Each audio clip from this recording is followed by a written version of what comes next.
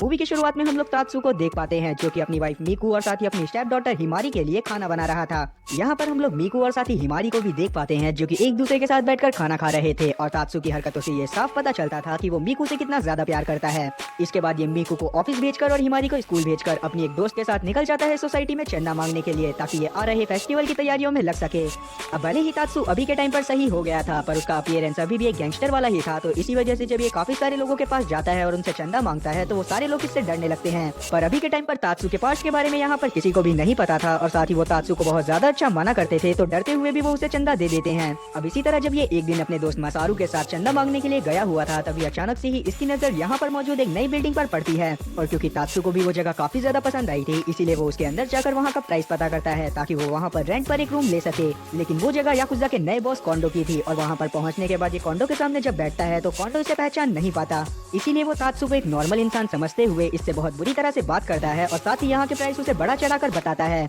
लेकिन यहाँ पर मौजूद कुछ लोगों ने उसे पहचान लिया था, जिसके बाद हम लोग देख पाते हैं कि तात्सु के पास इतने सारे पैसे नहीं थे, इसीलिए वो चुपचाप यहाँ से चला जाता है। तभी यहाँ पर इनका एक मेंबर आता है जो कि कोंडो को बताता है कि वो बंदा कोई और नहीं बल्कि मॉर्टल ड्रैगन था, जिसके बारे में सुनने के बाद कोंडो की ऐसी तैसी हो जाती है। और तब यहाँ पर कोंडो डरते हुए अपने बाकी मेंबर को तात्सु के फर्स्ट मीटिंग के बारे में बताता है कि जब ये पहली बार तात्सु से मिला था तो तात्सु कैसा था। दरअसल ये तात्सु से एक मीटिंग के दौरान ही मिला था जिसमें याकुजा के मेंबर के ऊपर दूसरी गैंग वालों ने हमला कर दिया था, पर तात्सु को जरा सा भी डर नहीं लगता और वो उन सभी लोगों को बहुत बुरी तरह से मारता है। और कोंडो जो कि उस समय भी डरा हुआ था तात्सु उसके पास आता है और लड़ाई को ज्वाइन करने को बोलता है। तब कोंडो को जब प्रेजेंट टाइम पे ये सारी की सारी बातें याद आती हैं तो उसे लगता है कि तात्सु से इसने बहुत बुरी तरह से बात करी और हो सकता है तात्सु इस बात का बदला लेने के लिए वापस से इसे मारने के लिए आए, इसीलिए ये अपनी सारी गैंग वालों को इसकी सिक्योरिटी बढ़ाने को बोल देता है। अब वहीं हम लोग मसारू को देख पाते हैं जिसे कोंडो की इस चाल के बारे में पता चल गया था, इसीलिए वो अपने बॉस के पास जाता है जो कि अब खुद भी सुधर चुका था और साथ ही उसकी वाइफ भी सुधर चुकी थी, लेकिन अभी भी वो याकुजा गैंग के ही मेंबर थे। और क्योंकि इनके सुधर जाने की वजह से याकुजा गैंग वाले इन्हें पैसे नहीं देते थे, इसीलिए ये लोग एक सुपरमार्केट में काम कर अपना गुजारा चलाते थे। अब आगे हम लोग तात्सु और उसकी फैमिली को देख पाते हैं जो कि काफी ज्यादा परेशान थे क्योंकि दरअसल इनके घर में इन्होंने एक हैमस्टर को पाला हुआ था जिसकी ये देखभाल अच्छे से नहीं कर पा रहे थे। तब तात्सु डिसाइड करता है कि वो कुछ ऐसे लोगों से मिलेगा जो कि इसके बदले में हैमस्टर की देखभाल करें और उसे अपने ही घर में रखें, इसीलिए ये हैमस्टर को लेकर बाहर चला जाता है। और साथ ही इसने अपने पास एक हरी पत्ती का पैकेट भी रखा हुआ था ताकि अगर हैमस्टर को रास्ते में भूख लगे तो ये हैमस्टर को पत्तियां खिला सके। और जब ये रास्ते में हैमस्टर को पत्तियां खिला रहा था इतने में ही एक पुलिस वाले की नजर इस पर पड़ती है और क्योंकि वो इसको बहुत अच्छे से जानता था तो इसी वजह से उसे लगता है कि शायद तात्सु वापस से क्राइम की दुनिया में कदम रखने वाला है। और अब जब तात्सु पुलिस वाले को उसे इस तरह से घूरते देखता है तो वो अपने हैमस्टर को अपनी जेब में छुपा लेता है, जिसे देखकर पुलिस वाले को यही लगता है कि शायद तात्सु एक वेपन छुपाने की कोशिश कर रहा है और इसीलिए तब वो पुलिस वाला भी तात्सु के पीछे लग जाता है और तात्सु अपनी जान बचाने के लिए उसी बिल्डिंग में घुस जाता है जो कि कोंडो की थी। और वहाँ पर मौजूद गार्ड्स को ये लगता है कि शायद तात्सु कोंडो को मारने आया है और अब वो सभी लोग इसके ऊपर हमला कर देते हैं, पर क्योंकि तात्सु सच में बहुत ज्यादा ट्रेंड था तो वो बड़ी आराम से इन सभी लोगों को मारता है और यहाँ से चुपचाप चला जाता है। तात्सु यहाँ से अपनी साइकिल में भागने की कोशिश कर रहा था पर इस एरिया में मौजूद जितने भी पुलिस वाले थे वो सारे के सारे तात्सु का पीछे अपनी गाड़ियों से कर रहे थे। और कुछ दूर जाने के बाद तात्सु को वो सभी के सभी लोग घेर लेते हैं और अब तात्सु को ना चाहते हुए भी अपनी साइकिल से उतरना पड़ता है। तब पुलिस वाले इसे गन पॉइंट कर बोलते हैं कि इसे अपनी जेब से वो चीज निकालनी है जो इसने अपनी जेब में छुपा कर रखी है। और इतने में ही यहाँ पर बहुत सारे लोग पहुँच जाते हैं जो कि तात्सु के पड़ोसी थे और उसे बहुत अच्छे से जानते थे। तब तात्सु अपनी जेब में से वो क्यूट सा हैमस्टर निकालता है जिसे देखने के बाद सभी लोग बहुत ज्यादा हंसते हैं। और अब सारी की सारी सिचुएशन जानने के बाद वो पुलिस वाला तात्सु से माफी मांगता है और उसके हैमस्टर की देखभाल करने के लिए मान जाता है। अब क्योंकि आज के दिन तात्सु काफी ज्यादा थक गया था इसीलिए रात के समय में मीकू एक अच्छी वाइफ बनती हुई डिसाइड करती है कि आज का खाना वो बनाएगी। लेकिन जब वो खाना बनाना चालू करती है तो हम लोग उसकी हरकतों को देखकर ही समझ पाते हैं कि शायद वो पहली बार ही खाना बना रही है और वो बहुत बेकार खाना बनाती है, जिसे खाने के बाद तात्सु खुद ही डिसाइड करता है कि वो खुद ही खाना बनाएगा। और अब तात्सु के खाना बनाने के बाद ये लोग खाना खाते हुए एक वीकेंड पिकनिक के बारे में प्लानिंग करने लगते हैं, पर क्योंकि तात्सु को पता था कि आज सुबह ही इसने याकुजा के बंदों से पंगा लिया है तो वहाँ पर जाने के बाद इनके साथ कुछ बुरा हो सकता है, इसीलिए तात्सु वीकेंड पिकनिक पर जाने के लिए साफ इनकार कर देता है। और आगे हम लोग देख पाते हैं कि ये लोग शांति से खाना खा ही रहे थे तभी बाहर से इन्हें किसी बच्चे की रोने की आवाज आने लगती है। और अब जब हिमारी बाहर जाकर चेक करती है तो इसे पता चलता है कि इनके घर के बाहर किसी ने एक छोटे बच्चे को छोड़ दिया है, इसीलिए तब तात्सु और मीकू उसे अंदर लेकर आते हैं और डिसाइड करते हैं कि ये पुलिस वालों को फोन कर इस बच्चे के बारे में सब कुछ बता देंगे। और अब तात्सु डायपर लेने के लिए उसी सुपर स्टोर में जाता है जहाँ पर इसके बॉस काम करा करते थे। वहाँ पर जाने के बाद जब ये डायपर के बारे में बोलता है तो इसके बॉस को लगता है कि शायद तात्सु के कोई लड़का या फिर लड़की हुई है, जिस वजह से वो सारे के सारे लोग तात्सु के घर पर आ जाते हैं ताकि वो उसे कांग्रेचुलेट कर सकें। तब तात्सु इनकी सारी की सारी मिसअंडरस्टैंडिंग को दूर करता है और इन्हें शांत करवाता है। और अब सारी की सारी सिचुएशन जानने के बाद ये सभी लोग डिसाइड करते हैं कि ये तब तक उस बच्चे का ख्याल रखेंगे जब तक इसके असली माँ बाप नहीं मिल जाते। और अब आगे ये लोग उस बच्चे का नाम रियो रखते हैं। रियो के आ जाने की वजह से कहीं ना कहीं तात्सु और ज्यादा खुश था क्योंकि कहीं ना कहीं उसे एक ऐसा साथ ही मिल गया था जिसके लिए वो पूरा दिन कुकिंग कर सकता था। लेकिन रियो के लिए सिर्फ कुकिंग काफी नहीं थी, उसे कहीं न कहीं अपनी उम्र के बच्चों के साथ खेलने की भी जरूरत थी।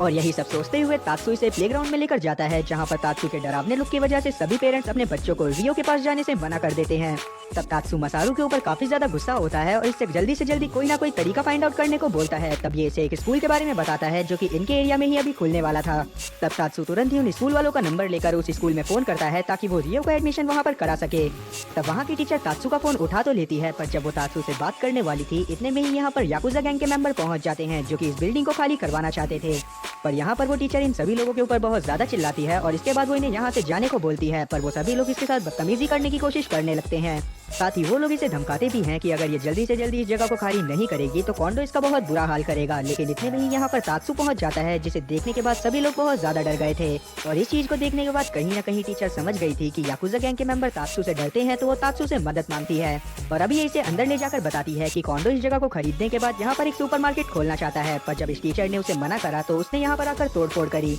इसीलिए यहाँ पर जो बच्चे पढ़ रहे थे डर के मारे वो भी यहाँ पर आना बंद कर चुके हैं। इस बात को जानने के बाद तात्सु डिसाइड करता है कि वो टीचर की मदद करेगा और अब तात्सु अपने घर में पहुंचता है, जहाँ पर ये मीको को सारी की सारी बात बताता है। पहले तो मीको इसको मदद करने से मना कर रही थी, पर जब वो जानती है कि रियो भी उसी स्कूल में जाने वाला है तो वो तात्सु से बोलती है कि तुम मदद कर सकते हो। लेकिन मीको इसके सामने एक शर्त ये भी रखती है कि ये उनकी मदद तो कर सकता है पर इसे किसी के ऊपर भी हाथ नहीं उठाना है। इस बात को सुनने के बाद तात्सु इस चीज के लिए मान जाता है और अब तात्सु सबसे पहले अपने एक दोस्त के पास जाता है जिसका नाम था शिरिकारा, ताकि वो इससे मदद मांग सके कि ये बंदा वहाँ पर गार्ड की पोस्ट पर अप्लाई कर दे। लेकिन जब तात्सु इसके सामने ये शर्त रखता है कि इसे किसी के ऊपर भी हाथ नहीं उठाना, तो ये उससे लड़ते हुए उसे बताने की कोशिश करने लगता है कि किसी के ऊपर हाथ उठाए बिना उन्हें वहाँ से नहीं भगाया जा सकता।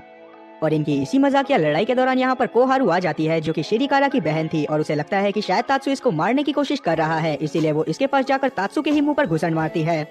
तब तात्सु इसे बहुत आराम से बच जाता है और इसे ब्लॉक करने के बाद सारी की सारी प्रॉब्लम बताता है, जिसे सुनने के बाद कोहारू को समझ में आता है कि तात्सु यहाँ पर मदद मांगने के लिए आया था। और अब तात्सु के इस बिहेवियर को देखते हुए कोहारू कहीं ना कहीं इस पर मोहित हो जाती है और डिसाइड करती है कि वो इसके पीछे जाएगी। अब वहीं हम लोग तात्सु के घर में मासारू और साथ ही मीको को बात करते हुए देख पाते हैं, जहाँ पर मजाक मजाक में ही मासूरो ये बोल देता है कि शायद रियो तात्सु का ही बेटा है, क्योंकि रियो के अंदर तात्सु की सारी हरकतें थी और शायद तात्सु का पास्ट में किसी लड़की के साथ रिलेशनशिप रहा होगा और बाद में वो लड़की उस बच्चे को नहीं संभाल पाई, इसीलिए उसने उसे तात्सु के घर के बाहर छोड़ दिया। और अब ये सारी बातें सुनने के बाद मीको को कहीं ना कहीं तात्सु के ऊपर शक होने लगता है। अब क्योंकि मसारू और साथ ही तात्सु ने ये डिसाइड कर लिया था कि वो स्कूल वालों की मदद करेंगे, इसलिए वो उनके सामने एक एडवर्टाइजमेंट वीडियो बनाने का प्रस्ताव रखते हैं जिससे ये स्कूल का प्रमोशन करते हुए बच्चों को अपनी तरफ अट्रैक्ट कर सकें। पर जब ये उस प्रमोशन वीडियो को बना रहे होते हैं तो वो काफी ज्यादा डरावना बनता है, पर ये लोग हार नहीं मानते। पर इसके कुछ समय बाद हम लोग देख पाते हैं कि कोहारू, जिसने वो वीडियो देखा था, वो इस स्कूल में एज अ टीचर अप्लाई करने के लिए आती है। लेकिन इसकी हरकतों से हम साफ जान पाते हैं कि ये यहाँ पर बच्चों को पढ़ाने नहीं आई, बल्कि वो यहाँ पर इसी वजह से आई है ताकि वो तात्सु के और ज्यादा क्लोज आ सके।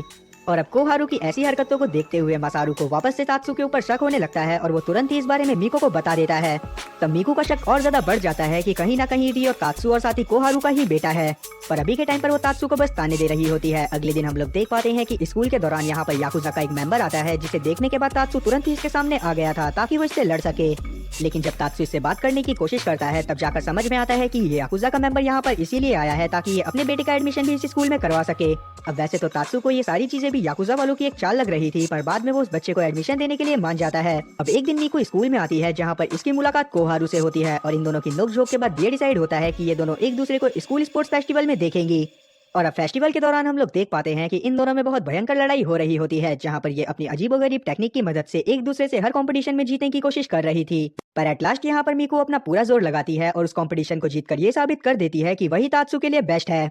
इसके बाद उन दोनों बच्चों के बीच में भी रेस होती है, जो कि अभी इस स्कूल में मौजूद थे, जिसमें रियो जीत जाता है। अब इनकी खुशी वाली वीडियो को जब कोंडो देखता है तो वो काफी ज्यादा गुस्से में आ जाता है और वो सीधा पहुंच जाता है अगले दिन तात्सु के पास ताकि वो तात्सु को धमका सके कि वो स्कूल खाली कर दे। और इसे ये भी लग रहा था कि शायद तात्सु इसे पहचान लेगा, पर तात्सु इसे नहीं पहचानता और कोहारू इसके मिसबिहेवियर की वजह से इसके मुंह पर एक मुक्का मार देती है। ये चीज देखते हुए ये तात्सु को धमकाता है और इसे यहाँ से जल्दी स्कूल खाली करने को बोलता है, पर तात्सु इसकी बात को नहीं सुनता। और आगे हम लोग देख पाते हैं कि स्कूल में नंबर ऑफ स्टूडेंट्स बढ़ रहे हैं, जो कि ये चीज शो करता है कि जब से तात्सु ने स्कूल को संभालना चालू करा है तब से स्कूल भी बहुत अच्छा परफॉर्म कर रहा है। साथ ही तात्सु भी बहुत ज्यादा खुश था, क्योंकि कहीं ना कहीं स्कूल में बच्चों के साथ रहने के बाद उसके उस बचपन की यादों को भर रहा था, जो कि ये बचपन में नहीं जी पाया था। और अब तात्सु को इतना ज्यादा खुश देखने के बाद मीको डिसाइड करती है कि वो खुद ही कोहारू के पास जाकर उससे आमने सामने बात करेगी और साथ ही रियो के बारे में पूछेगी।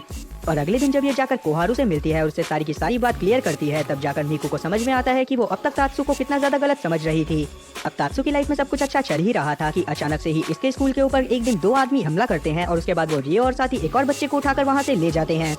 तब मसारू उन्हें रोकने की कोशिश करता है, पर वो लोग उसे भी घायल कर यहाँ से भागने की कोशिश कर रहे थे। तब तात्सु अपने दोस्त के साथ उस गाड़ी का पीछा करता है और उनकी गाड़ी के ऊपर जंप कर उनकी गाड़ी में घुस जाता है। और अब एक लंबी चीज के बाद तात्सु उन सभी लोगों को मारने में सफल होता है और उसके बाद वो उन दोनों बच्चों को छुड़वाकर हॉस्पिटल पहुंच जाता है, जहाँ पर मसारू अभी भी बेहोश था क्योंकि उसकी कंडीशन सच में बहुत ज्यादा सीरियस थी। ये चीज देखने के बाद तात्सु को काफी ज्यादा गुस्सा आती है और वो डिसाइड करता है कि वो एक बार कोंडो से जरूर लड़ेगा, क्योंकि तात्सु के हिसाब से ये सब करा कराया कहीं ना कहीं कोंडो का ही था। और अब ये चीज देखने के बाद कि तात्सु बदला लेना चाहता है, शिराका डिसाइड करता है कि वो भी इसकी मदद करेगा। और अब ये दोनों के दोनों पहुंच जाते हैं सीधा ही कोंडो की बिल्डिंग में। और अब यहाँ पर हम लोग एक छोटा सा फ्लैशबैक सीन भी देख पाते हैं, जिसमें हमें पता चलता है कि ये दोनों के दोनों सच में कितने ज्यादा पावरफुल थे। और अब ये लोग कोंडो के सामने जाकर उसे एक ओपन फाइट के लिए चैलेंज करते हैं और उसके साथ जगह और टाइम को डिसाइड कर लेते हैं। अब जगह और टाइम डिसाइड कर लेने के बाद ये लोग तैयारी में लग जाते हैं कि ये उस दिन कैसे कोंडो को हराएंगे। लेकिन तात्सु के पास एक प्लान था और उसी प्लान के अकॉर्डिंग ये काफी सारे लोगों के पास जाता है, जहाँ पर से ये काफी सारा बारूद और काफी सारे हथियार खरीद लेता है। और अगले दिन मसारू भी सही हो जाता है, जो कि डिसाइड करता है कि वो अपने दोस्त की लड़ाई को ज्वाइन करेगा। आगे हम लोग देख पाते हैं कि उस आदमी के पास खबर पहुंचती है जिसने अपने बेटे का एडमिशन तात्सु के स्कूल में करवाया था।